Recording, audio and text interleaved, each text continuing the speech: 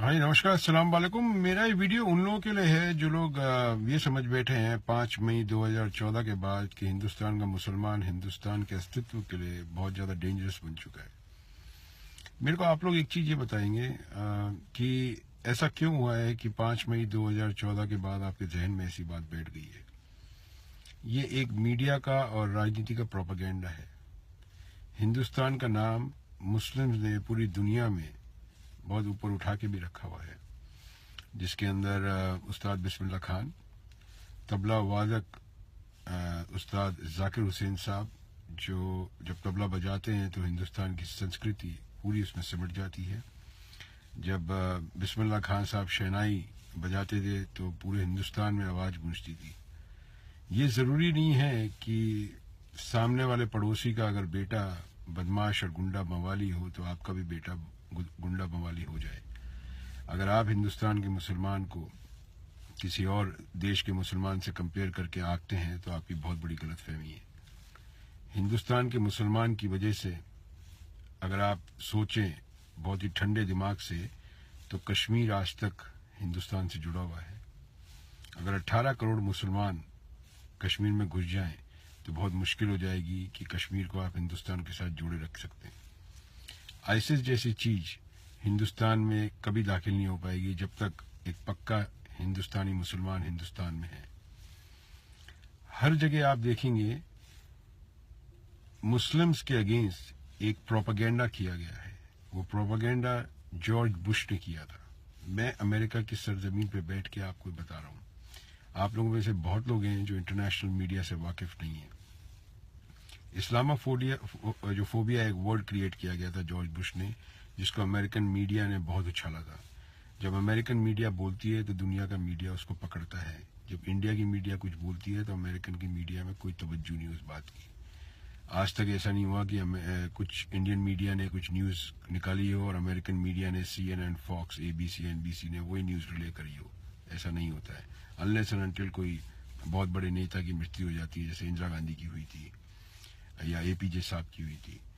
तो बात सिर्फ इतने कहने की है कि ये आप लोगों के जहन में कैसे बैठ गई ये बात कि मुसलमान हिंदुस्तान का गद्दार है।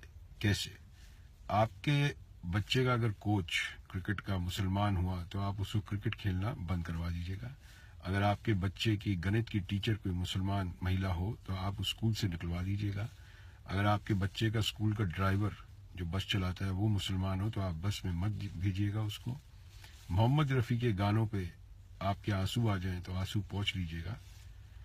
ऐसे कई चीज़ें हैं जो मैं आप लोगों को बता सकता हूँ और इससे साबित कर सकता हूँ कि हिंदुस्तान की सियासत ने आपके जहन में ये बात बिठा दी है। ये एक प्रोपेगेंडा है। गलत लोग हर एक कौम में हैं। अकबरुद्दीन ओवैसी ने कहा था कि मैं 15,000 हिंदुओं को मार दूंगा अगर आप पुलिस हटा लें। बहुत गलत बात है, उस पर केस चल रहा है। दूसरी बार उन्होंने कब कहा? हिंदुओं में साध्वी प्राची ने बहुत गलत बात कही है, देवा ठाकुर ने कही है, गिरिराज सिंह ने कही है, योगी आदित्यनाथ ने कही है और बहुत लोगों ने कही है। तो अगर हम अपनी गलती नहीं मानेंगे तो हमारे को क्या हक होता है कि हम सामने वालों की गलतियों को उजागर कर सकें? गलतियां दोनों तरफ से हुई हैं और ये सियासत के खेल है। एक बात ये समझिए, मैं और आप हम यही रहेंगे। सियासतें बदलती जाएंगी, आपको और हमारा इस्तेमाल करते ये लोग हरदम करते रहेंगे। आपके और हमारे बच्चों के जो आने वाला वक्त है, फ्यूचर, वो खराब होता जाएगा। आपके बच्चे को कोई मुस्लिम कंपनी में नौकरी मिलती है और उसको उस जॉब को जो ऑफर आता है उसको एक्सेप्टेंस नहीं होती तो आपको कैसा लगेगा? इस कॉम्पिटिटिव वर्ल्ड के अंदर ऐसी बातें करना बहुत ही गलत बात है। जो विकसित देश हैं आज की तारीख में, जैसे अमेरिका है, यहाँ भी प्रोपेगेंडा बहुत हुआ। ट्रम्प के जीतने के बाद सब दबा दिया गया इमीडिएट इफेक्ट से। बहुत लोगों ने मीटिंग्स करी हैं, आप लोग वीडियोस नहीं देखते हैं। यहाँ पे यहूदी और जितने भी मुस्लिम्स की मीटिंग्स हुई हैं और सब चीज़ को दबा दिया गया। मीडिया तक को दबा दिया गया कि ये बकवास करना बंद कर दें। ये यूनाइटेड स्टेट्स ऑफ अमेरिका है। डोनाल्ड ट्रंप ने जैसे ही जीते थे उनका स्टेटमेंट आ गया था कि मैं सबका प्रेसिडेंट हूँ। और ये बात आप लिखित में ले लीजिए कि डोनाल्ड ट्रंप पूरी दुनिया को सरप्राइज कर देंगे। पूरी दुनिया को सरप्राइज करेंगे because he is a businessman. उनको बिजनेस से मतलब है, उनको राजनीति नहीं आती है। तो बिजनेस जब ही होता है जब आपस में बेचने वाला और खरीदने वाला आपस में मिलते हैं। अपने हिंदुस्तान में कई ऐसे बिजनेस हैं जिसमें अपन दोनों की कौमें जो हैं वो जुड़ी हुई हैं, हिंदू और मुसलमान। ऐसा नहीं हो सकता। आज हमारा बिजनेस ही है, सारी मैन्युफैक्चरिंग जो है हमारे बिजनेस की पत्थरों की, वो सारी मुस्लिम्स के हाथ में कंप्लीटली। अगर मुस्लिम माल बनाना बंद कर दें तो हमारा बिजनेस चौपट हो जाएगा। तो ये जो प्रोपागेंडा करते हैं ये लोग बहुत ही जाहिल लोग हैं। हिंदुस्तान की मीडिया है बहुत क्रुक, आप भी जानते हैं और हम भी जानते हैं। ये लोग कभी भी जो सही बात है देश के लिए कभी भी आगे बढ़ के नहीं बताएंगे। तो मेरी यही गुजारिश है कि हिंदुस्तान का जो अस्तित्व है और हिंदुस्तान की फाउंडेशन है, हिंदुस्तान की सभ्यता को पकड़ के चलिए और सुनी सुनाई बातों में मत आइए। मैं दावे के साथ कह सकता हूं, अगर पर्सनली आप देखें तो आपको किसी मुसलमान ने कभी नुकसान नहीं पहुंचाया होगा, ना आपके धंधे में, ना आपके जितने भी घर में महिलाएं हैं कभी परेशान नहीं किया होगा। आप कोई भी चीज देख सकते हैं इसके अंदर, मगर at the back of the mind you have this कि मुस्लिम जो हैं वो हिंदुस्तान के लिए एक बहुत बड़ा डेंजरस चीज हो चुकी है, खतरा है। मुसलमान हर जगह आतंकवादी है। प्रॉब्लम मालूम है क्या? आपको बताता हूँ। प्रॉब्लम है इंपीरियलिज्म की। बदकिस्मती से जहां तेल है वहां मुसलमान है, और जितने भी मिडिल ईस्ट में कंट्रीज हैं उनके पास तेल के अलावा कुछ है नहीं। वेस्ट को इंपीरियलिज्म के लिए, कब्जे के लिए तेल पे कब्जा करना जरूरी था, तो ये झगड़े फसाद कराए, इस्लामोफोबिया जैसा वर्ड क्रिएट किया गया। तो कोई चीज समझने की कोशिश करिए, उसको खुद अपने आप आंकिए, आप क्या समझ रहे हैं, क्या उसका क्या रिजल्ट है। सिर्फ लोगों की बातों में आके ऐसी बातें मत करिए। अगर आपकी वाइफ या आपकी मदर शाहरुख खान को, सलमान खान को, आमिर खान को उनको पसंद आती है तो क्या आप उनको पीटेंगे? तारे जमीन पिक्चर के ऊपर कितने लोगों के आंसू आए थे जब आमिर खान ने एक्टिंग करी थी। उस टाइम तो आपको मुसलमान नहीं दिखा। शाहरुख खान जब एक्टिंग करते हैं उस टाइम आपको मुसलमान नहीं दिखता है, आप लोग तालियां बजाते हैं।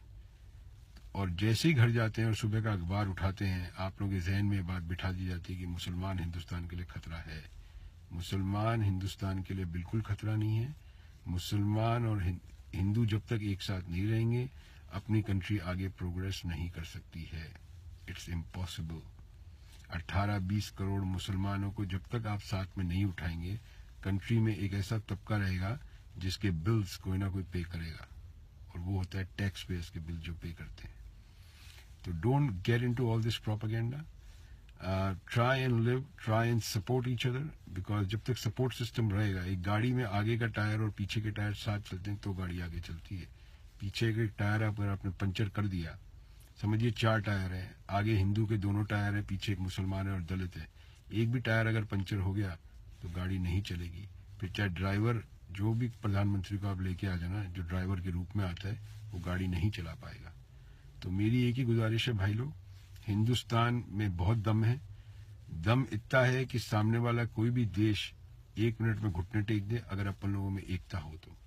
अपन लोगों में एकता नहीं है, इसलिए सामने वाली मीडिया, सामने वाली राजनीति, सामने वाले देश, कॉम्पिटिटर्स, चाहे कोई भी कंट्री हो, चाहे वो पाकिस्तान हो, वो इसी का फायदा उठाते हैं।